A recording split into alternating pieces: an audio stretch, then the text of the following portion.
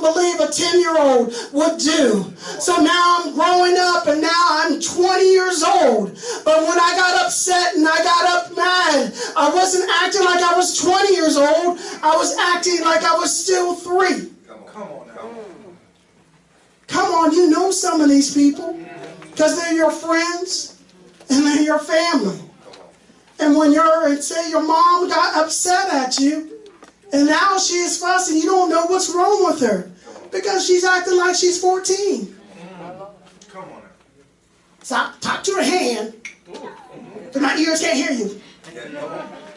They divert back to like they're 14 years old because something happened to them that traumatized them that they have no control. So they divert back to where they were. They revert back to that same hurt. It's not what's hurting them now, it's what's hurting them then. That's what takes them away. I'm teaching you, I'm telling you this only because in the Word it teaches us. It teaches us because I was hungry. You fed me. Because I was thirsty. You gave me drink. Because I was hurting. You came and visited me because I was in prison. But sometimes we don't understand that that prison is a prison of your mind. Amen? It's a prison of your mind. And I tell you what, sometimes it just takes somebody just to talk to you. Or even better yet, let me just sit down and let me just hear you. Let me hear what you're talking about. Let me hear what you're going through. It is that simple. Dennis and Donna Perizzo, who are a Caucasian couple, came down to Cincinnati, Ohio, into a children's home, and they met me, and they talked to me, and they said, I want to take you home. But I said, you know, I don't want to go without my brothers. My brothers are here. I do not want to go without them. So she goes, well, let's bring them along with us. And through that process, someone shout process, that it was able to be able to take not only me, but it was able to take my brothers and sisters along with me.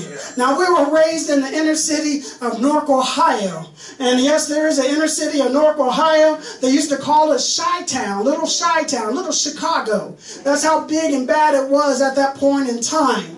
And we were raised up in there, and what we found out was when they took us from, you know, the foster home or the children's home that we were in at that point in time, because they shipped us all over the place, they took us down to a little town called Wellston, Ohio. And Wellston, Ohio is just probably about 5,600, you know, so people, but we even went to a smaller town called Glenroy, which, you know, the Perizzos were the largest family in that county at that time. You know, the people that lived there never seen anything like it. They never seen anything like it. You know, all these people coming together and loving on one another. You know, we were a multicultural family, and we did everything together. One of the things that my mother did, she was very big in education, and she was very, very big in the gospel. Someone shout, you need to be big in the gospel. I'm telling you, she was big in the gospel. In fact, the first thing that she did, she goes, you know, I got a big enough family that, you know what, you guys are going to be praising God. I want to make you into a choir. Oh, yes. She took us kids and she made us all into the choir. Next thing you know, we're singing hallelujah, praise the Lord Jesus Christ. We didn't even know. But all we knew is that our mom wants us to be able to sing these songs, and we want to sing them. Another thing that she taught us, she made us know that, you know, it doesn't matter where you go. You know, it doesn't matter. You know, we actually went to a Mennonite church. Catch that one. You know, this one's like a Mennonite. Didn't it black and Mennonite? We were. Yeah, we were. We were the first blacks in that area being a Mennonite. You know, but also we also were able to go to a private school, a Catholic school as well. You know, she was very big in education. She was very big in education and teaching us, because, you know, the first thing that they told her, and again, this is a foster care, this is a foster mother who went through the system, that institution of foster care. You know, how they tell you, you can't love them, you can't hold them, you can't squeeze them. But the thing that she knew that if I gave them a little bit of love, that they're going to come out of it. Because they told them that they're dumb, that they're stupid, that they're retarded, that they'll never learn, that they're dumb, that they're stupid, that they're retarded, and that they'll never learn, that they're dumb, that they're stupid, that they're retarded, and that they'll never learn. And you keep on hearing that. You keep on hearing that echo. And you keep on hearing that echo. And you keep on hearing that echo into your life. You know, eventually some people are going to start believing that. Some people are going to take a hold of that and start embodying it and believing, hey, I'm not going to amount to nothing. So why would I ever try? Why would I ever try to give above what they already said I was? Amen? Amen. That they're dumb. That they're stupid. That they're retarded. And that they'll never learn. But I'm telling you this, we had this 5'4" woman that debunked that system, that she came up and she goes, you know what, they're not dumb, they're not retarded, and they're not stupid. I'm not going to put them on that medication. I'm going to make them work, and I'm going to make them work hard, and I'm going to send them to a private school. Only the high people, the rich people in that community went to. But my mom had it in, shout in. Yeah. It was Jesus Christ. And she took no, she never took a no for an answer. She was able to get us into that private school. And those nuns, those nuns started teaching us. Now, it might not be the, way of today, the way that they ended up teaching us. But let me just tell you, there was a few chalkboards thrown at my way. There was a few, trash cans thrown my way. But it was okay, because they got my attention, and I was able to learn. I was able to embody what they were teaching. I was able to go to a church and listen to the pastor and understand what he started teaching. I was able to start to read. I was able to start to write. And those are things, when I came to that family, I wasn't able to do. Again, the Bible teaches us, you were there. Did you give them something to drink? That person, did you give them something to eat? That person that was beside you, you knew that was struggling. Did you set them free from the imprisonment of their mind? We go through this every day. There's people that we know that are struggling every day. But it's easy to be able to always sit at the back of the bus and pretend nothing's happening, that there's no injustice going on. It's always easy because we've been conditioned to be able to sit at the back of the bus. But I'm telling you this, that because Jesus Christ died for us on Calvary, shedding his blood on Calvary for us, that we're no longer backseat drivers, amen? We no longer have to sit at the back of the bus. We're a front seat, amen. We are kings and queens, amen. God has designed you just for this.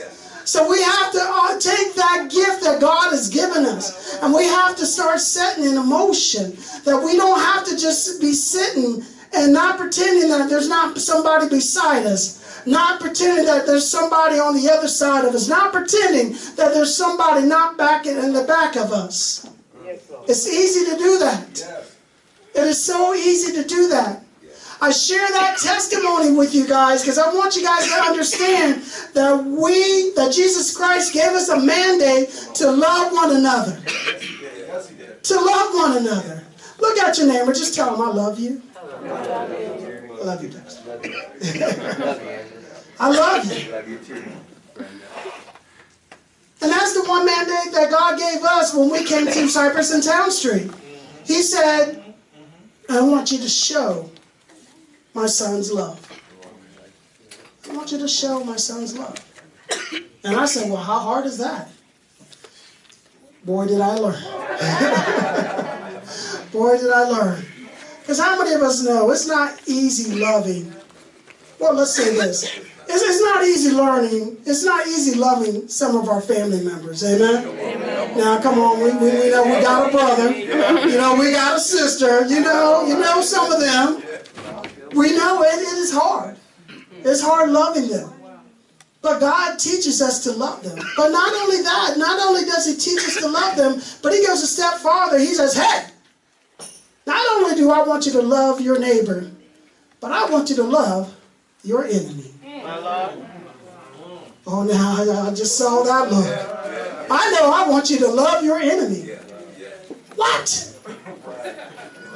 Are you serious? You know, when I was going through another hardest time in my life, I had to learn how to love my enemy. You know, and at that point in time was my children's mother. You know, I didn't like her. I was having a hard time with her. I didn't want to like her, and I didn't want to love her anymore. But as I was laying on my knees, praying to God in this empty house, because how many of you know there's a curse called that family curse? Yeah. There's a family curse. And it can go from generation onto generation onto generation. I will get back to that story. On this generation, on my generation, you know, I was lost to my parents. And my brothers, they lost their children to children's services. And my sister, she ended up losing her children to children's services. And I had another sister that ended up losing her children to children's services.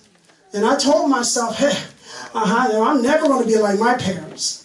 I'm never going to be like my biological parents. There's no way that I'm going to lose my kids. There's no way that I'm going to have kids. But God said something different. Because I ended up having kids. I ended up having kids. And, you know, we had the life. I worked 3 jobs. You know, we had the house and we had the picket fence. We had the little dog too.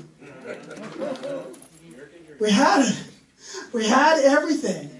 The 2 cars. And next thing you know, a whirlwind came through. A whirlwind came through. Because I loved my nightlife. I loved my nightlife. I couldn't let it go. Couldn't. Friend called up, hey, let's go out. I'm gone. Didn't matter if I worked 3 shifts or not. Hey, I was out. Instead of being at home with the wife and the 3 kids. So, ended up losing it all. Ended up losing it all. Lost the house, lost the cars. Lost my children to Franklin County Children's Services. Ended up losing my wife. Lost a little dog too. And I found myself questioning, sitting there saying, I'm not going to lose. I'm not going to be like my parents. I'm not going to be like them. You know, they never fed me. I feed my kids. You know, they always planned and went partying. I'm there for my kids. I'm sitting there trying to convince myself this. Because I'm staring at myself in this mental institution that I spent 6 weeks of my life in. Trying to convince myself I'm never going to be like them. I'm never going to be like them. And eventually I fell to the floor, just sobbing and crying, knowing I became exactly like them. And there was 2 things that ended up happening. At that point, I asked God to come into my life. In that second, I was able to ask God to help me forgive my parents. Because I held a grudge on them. Held a grudge. And I asked God if He would help me get out of this place, that I will serve Him for the rest of my life. So be careful what you ask God for. That's right. That's right. Because He'll eventually have you do exactly. So through a process, shout process. God helped me work myself through the mental institution. I was able to get free. When I got out of there, I was homeless. So my brother, he allowed me to be able to stay with him for a little while. But God also showed me that I had rights. Someone shout rights. Right. That I can actually not lose that house. And He told me to go back and dwell in that house. So that's what I ended up doing. I went back and I dwelled in that house. I found a good Bible-based church just right down the street, and I started visiting it. I started learning some new things, learning to encourage my spirit. All the while, I was able to go back and I was able to visit my kids. So I'm asking God, I was like, I'm learning all these new things. I'm learning all these new techniques. You know what? There's nothing really out here for men. Everything is catered all to the women. I was like, well, He says, go to them.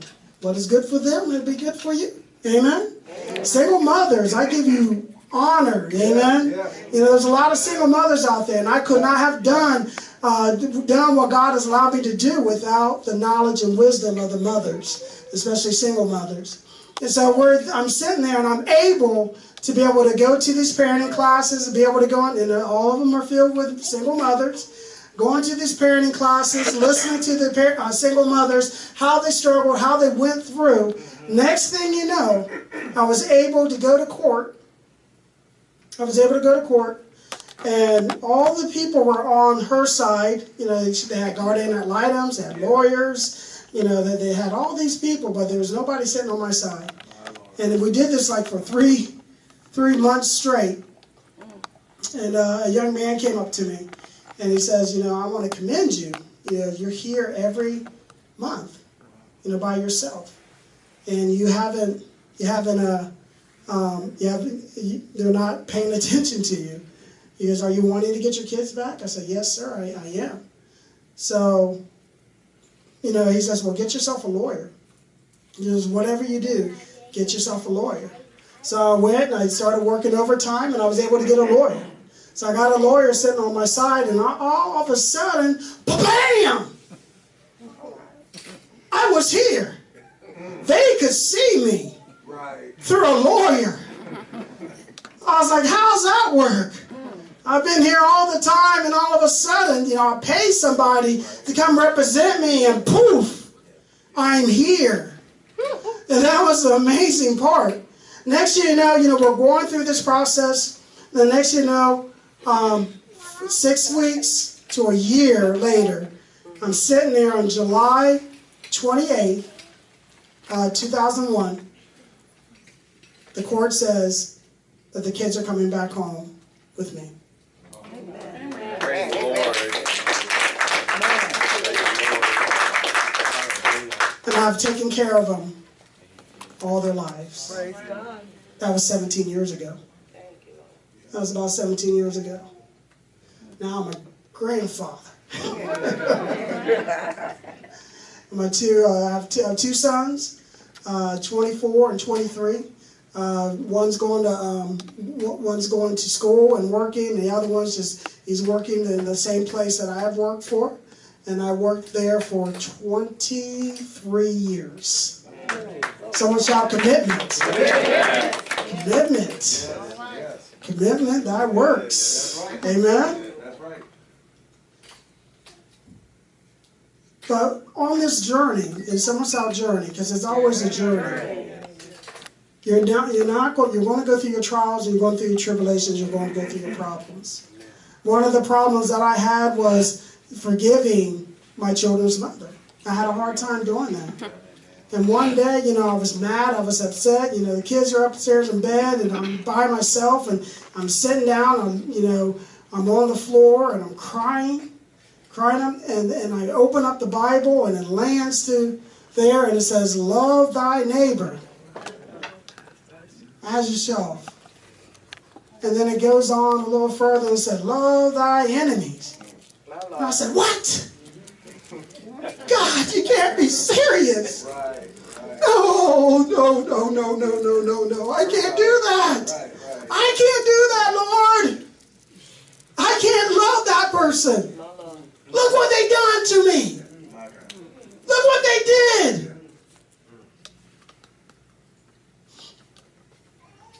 Then I said, okay.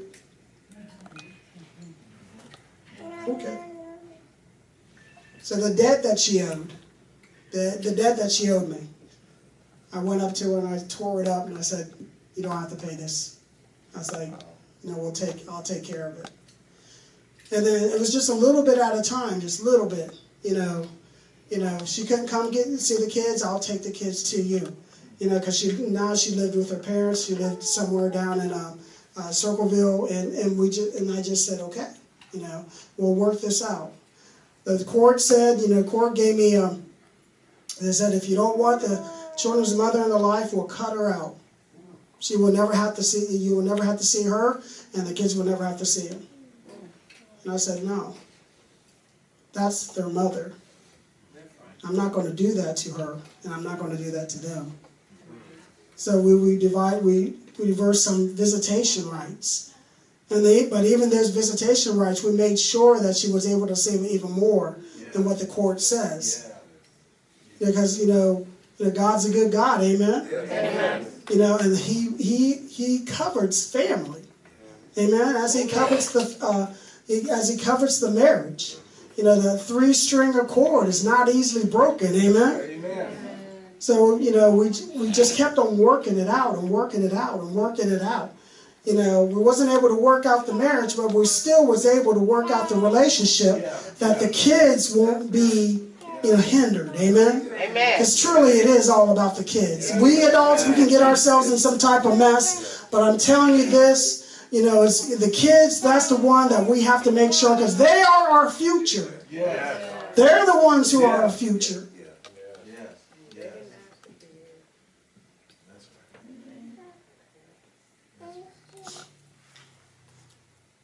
So outreach.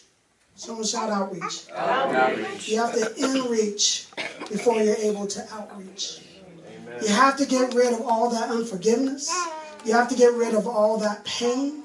You have to get rid of all those things that are hindering you for that relationship that you have with Jesus Christ.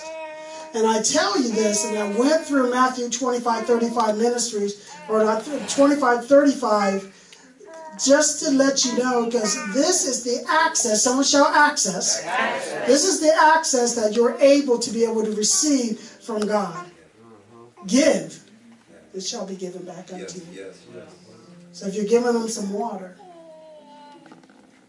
if you're giving them something to eat, if you're giving them your time, if you're freeing them from the prison of their mind,